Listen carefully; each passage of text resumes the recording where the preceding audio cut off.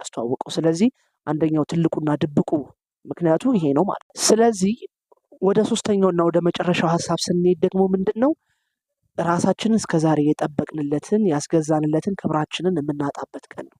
ይህ በጣም ከሁሉም በላይ ልናስብበትና ልንጠነቀቀው የሚገባ ጉዳይ ነው። እስከዛሬ የለፋንበት ፍቅራችንን አብዛኛው እጮኞች ደግሞ በመንፈሳዊ መንገድ ለመጋባት አስበው በእንደዚህ አይነት በተልካሻ ምክንያት በአንድ ቀን ስህተት የዘላለም ክብራቸውን የሚያጡበት የዘላለም ስህተትን የሚሰሩበት ቀን ነው። ቫላንታይንስ ዴይ በትክክል የሚደግፈው የአንድ ቀን ፍትወተ ስጋ ነው። ስለዚህ አንደኛ ከፈጣሪ የሚያጋጭን ከፈጣሪ የሚያጣላንም ነገር ነው። እንደገና ለብዙ ጊዜ ጓጓንለትን ነገርም ሀሳባችንን በአንድ ቀን ስህተት የምናጣበት ቀን ነው። ስለዚህ በደንብ ልናስብበት ይገባል። እነዚህ ሶስት ነገሮች እስካሁን ያወራንበትን ነገር በደንብ አጽንኦት ሰጥታችሁ እንድታስቡበት እፈልጋለሁ። የፍቅር ግንኙነት ውስጥ የሌላችሁ ሰዎች ካላችሁ ይህን ቪዲዮ ፍቅር ምንድነው ፍቅረኛሞች ለሆኑ ወንድሞቻችሁ ሼር አድርጉላቸው። ወይም ደግሞ የፍቅር አጋር የፍቅር ጓደኛ ላላችሁ ጓደኛቻችሁም ሼር አድርጉ።